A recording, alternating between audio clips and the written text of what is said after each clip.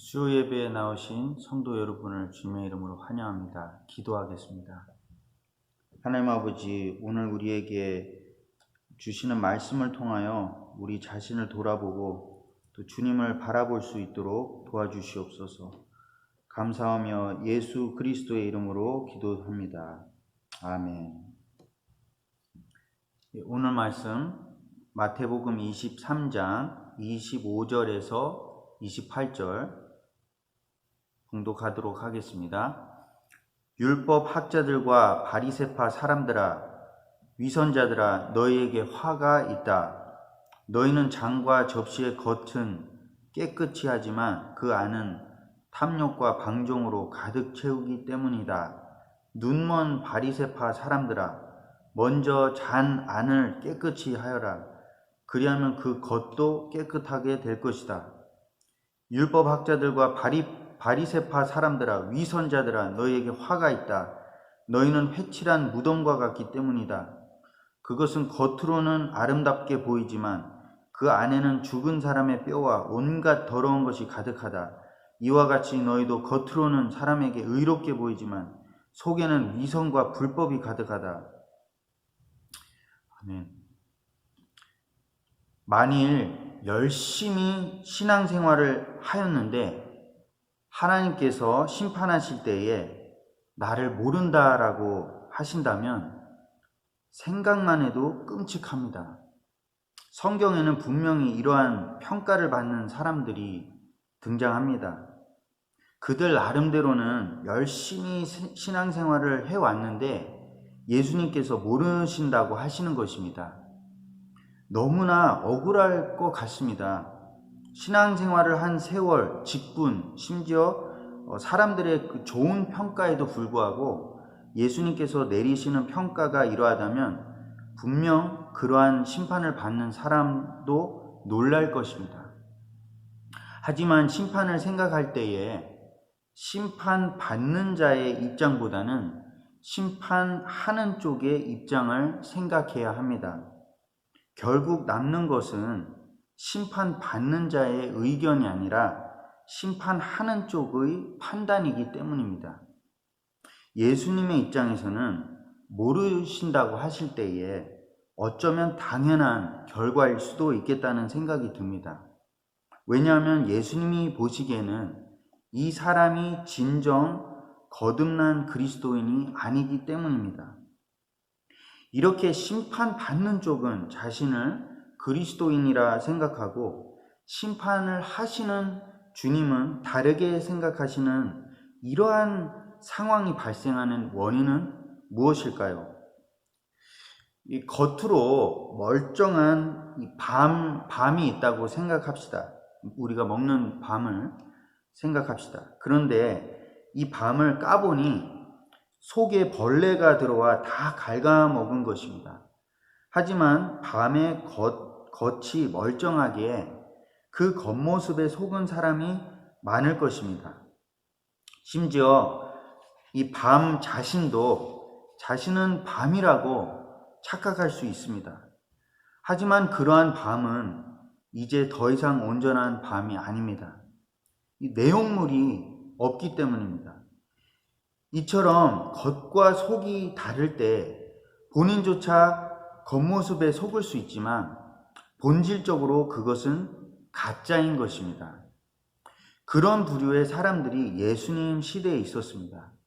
그들은 겉으로는 가장 종교적으로 보였지만 아이러니하게도 예수님이 또 가장 신랄하게 비판한 사람들에 속했습니다. 그들은 바로 바리새인들이었습니다. 바리새인들의 기원은 아직 명확하게 밝혀진 것이 없지만 구약 시대와 신약 시대의 사이쯤에 탄생한 것으로 보입니다. 하나님께서 계시에 있어서 침묵하시던 이 시대에 그들은 다시 한번 이스라엘에 대한 하나님의 그 은총을 기대하면서 율법 연구와 준수에 아주 힘을 쏟고 있었던 부류였습니다. 그들은 이러한 율법에 대한 열심으로 살 때에 하나님께서 이스라엘을 구원하시고 모든 이방 적들에 대한 보복과 정의를 실현시키실 것으로 본 것입니다. 그들의 율법에 대한 열심이 어느 정도였는지 그들은 율법을 어길까봐 이 성경에서 말하는 율법 외에도 이런저런 전통을 만들어내가며 더욱더 이 종교적인 열심을 내었습니다. 이들이 곧 이스라엘에서 지도적인 위치에 오르게 된 것은 우연이 아니었을 것입니다. 하지만 앞서 말씀드린 것처럼 예수님께서는 이러한 바리새인들을 꾸짖고 또 꾸짖으셨습니다. 왜 그러셨을까요? 종교적 열심을 내는 것이 잘못된 것인가요? 아닙니다. 오히려 예수님은 바리새인의 의보다 낫지 아니하면 하나님 나라에 들어가지 못한다고 했습니다. 그러면 무엇이 문제였을까요? 아무리 겉을 꾸며놔도 그들의 속은 썩어 있었기 때문입니다. 사람의 힘으로 아무리 거룩하게 치장을 하고 보이려고 애써도 아무리 많은 전통으로 율법을 지키려 해도 죄로 물든 사람의 마음은 하나님이 아니고서는 고칠 수가 없기 때문입니다. 그러한 은혜를 받지 않는다면 그저 회칠한 무덤밖에 되지 않는다고 하셨습니다. 그 당시에 무덤을 눈에 보이게 표시하기 위해 하얗게 칠을 했는데 예수님은 이렇게 외관을 아무리 아름답게 꾸며도 안에 있는 시체를 숨기지 못한다고 말씀하신 것이었습니다. 속이 망가져 있었기 때문에 바리새인들은 하나님과 이웃을 진정으로 사랑하는 마음에서 우러나오는 순종을 할 수 없었고 외관적인 순종만을 할 뿐이었는데 이 모든 것을 보시는 하나님 앞에서 이것은 헛된 것이었습니다. 그래서 오늘 본문처럼 마태복음 23장 29절에서 30절까지 말씀하십니다. 율법 학자들과 바리새파 사람들아, 위선자들아, 너희에게 화가 있다. 너희는 회칠한 무덤과 같기 때문이다. 그것은 겉으로는 아름답게 보이지만 그 안에는 죽은 사람의 뼈와 온갖 더러운 것이 가득하다. 이와 같이 너희도 겉으로는 사람에게 의롭게 보이지만 속에는 위선과 불법이 가득하다. 그런데 이 바리새인들의 속이 썩은 것보다 더 큰 문제는 그들이 그것을 인정하지 않고 더욱 그것을 가리고 겉으로 거룩하게 보이려고 했다는 것입니다. 헬라어로 위선자라는 이 말, 히포크리테스라는 말은 연극용 가면을 쓴 연극인을 가리키는데 이는 겉과 속이 다르다는 것을 가리켰습니다. 왜 바리새인들은 가면을 벗지 않고 더욱더 이 가면을 꾸미고 또 꾸몄을까요? 첫째, 그들은 자기 힘으로 자기 의를 이룰 수 있다고 생각했습니다. 예수님의 은혜 없이 자기의 의를 조금이라도 보탤 수 있다고 생각한다면 위선자가 될 수밖에 없습니다. 왜냐하면 하나님의 은혜 없이 아무리 발버둥 쳐봤자 신용만 낼 수 있을 뿐이지 진정한 의를 얻을 수가 없기 때문입니다. 둘째, 그들의 마음은 하나님과의 친밀함을 구하는 것이 아니라 사람에게 잘 보이고 싶은 것을 우선했기 때문입니다. 그들은 하나님을 섬기기보다 하나님의 이름을 이용하여 또 종교를 이용하여 이 땅에서 권세를 행하고 싶어 했던 것입니다. 그래서 속이 어떠하든 그저 사람에게 잘 보이기만 하면 그만이었습니다. 이러한 잘못된 동기가 있었기 때문에 사람에게 칭찬을 듣는 이상 속이 좀 더러워도 크게 신경을 쓰지 않았습니다. 결과적으로 그들의 마음은 하나님에게서 멀어졌습니다. 그들의 교만과 사람의 칭찬에 대한 우상이 그들을 하나님에게서 멀게 만들고 예수님께 고침받지 못하게 했습니다. 위선의 본질은 교만인데 이러한 교만이 하는 일은 하나님과 우리 사이를 멀어지게 하는 것입니다. 마태복음 15장 7절에서 9절에 위선자들아 이사야가 너희를 두고 적절히 예언하였다. 이 백성이 입술로는 나를 공경해도 마음은 나에게서 멀리 떠나 있다. 그들은 사람의 훈계를 교리로 가르치며 나를 헛되이 예배한다. 그런데 지금까지 속에 있던 죄를 잘 가리고 있던 바리새인들에게 문제가 하나 생겼습니다. 그들의 이 모든 어두움과 더러움을 드러내는 참 빛이신 분이 오신 것이었습니다. 그분의 모든 참 진리의 말씀과 이적과 인격과 존재가 그들의 거짓된 위선과 질투와 모든 악한 것들을 드러내기 시작했던 것입니다. 가짜가 진짜처럼 행세하고 있다가 진짜가 오니 가짜의 본질이 드러난 것입니다. 그들은 그래서 한 가지 방법으로밖에 자신을 지키는 수밖에 없었습니다. 진짜를 죽이는 것이었습니다. 그들은 예수님을 통해 회개하지 않고 오히려 더 자신들의 위선을 강화하고 더욱더 그들의 악을 드러냈습니다. 결국 그들은 예수님을 대적하는 이 마음의 열매들로 그들이 하나님의 자녀가 아닌 사탄의 자녀임을 드러내었습니다. 마태복음 12장 33절에서 35절에 나무가 좋으면 그 열매도 좋고 나무가 나쁘면 그 열매도 나쁘다. 그 열매로 그 나무를 안다. 독사의 자식들아, 너희가 악한데 어떻게 선한 것을 말할 수 있겠느냐? 마음에 가득 찬 것을 입으로 말하는 법이다.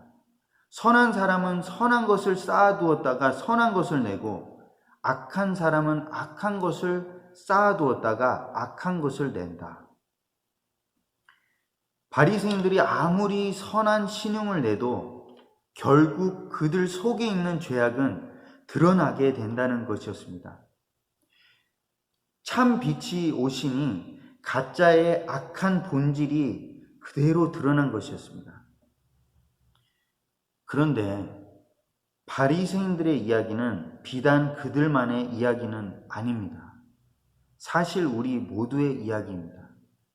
우리 또한 예수님의 은혜를 받기 전에는 어두움의 권세 아래 있었고 자기 의에 취해 있던 자들이었습니다. 그런데 문제는 그리스도인이 된 뒤에도 이 위선의 죄성이 틈탈 수 있다는 것입니다. 저 또한 늘 겉과 속이 다르지 않은 사람이 되는 것이 어렵다는 것을 매일의 삶 가운데 경험합니다. 그런데 위선자가 되냐 마냐는 죄가 있냐 없냐의 차이가 아니라 죄를 대하는 우리의 방식에 그 해결책이 있습니다. 우리 힘으로 해결하려 들거나 죄를 감추어서는 위선이 틈탈 수밖에 없습니다. 죄가 발견될 때에 우리는 즉시 그리스도 앞에 나아가야 합니다. 오직 그분만이 그리스도인이라는 나의 새 이름답게 또 의롭다함을 주신 그 새 옷답게 우리를 성령으로 변화시켜 주실 수 있으시기 때문입니다. 바리새인들의 교만이 그들의 치유를 막았습니다. 반대로 우리가 위선과 죄로부터 자유케 되는 길은 오직 다시 한번 죄를 해결하고 싸울 능력은 자신에게 있지 않다는 것을 겸손히 인정하고 예수님의 은혜를 구하는 것입니다. 우리가 겉과 속이 다른 사람이 되지 않기 위해서는 죄로 오염된 속을 헛된 열심으로 가리지 않고 하나님께 드러내어 그분의 자비를 구하는 것밖에 없습니다. 이렇게 허물을 하나님께 드러내어 도움을 구하는 것은 겸손이 필요합니다. 우리의 교만한 죄성은 계속해서 우리의 힘으로 의에 이룰 수 있게끔 생각하게 하고 또 사람들 앞에서 위선으로 죄를 감추고 싶도록 우리를 부추깁니다. 하지만 우리를 다스리고자 하는 이러한 죄의 거짓된 욕망은 오직 겸손한 믿음으로 예수 그리스도의 십자가와 그 의를 붙잡는 수밖에 이길 수 없습니다. 오직 그것만이 겉과 속이 같은 진정한 그리스도인을 만듭니다. 병을 고칠 때에 의사에게서 병을 가리는 것이 아니라 드러내어 도움을 겸손히 구할 때 치유가 되듯이 말입니다.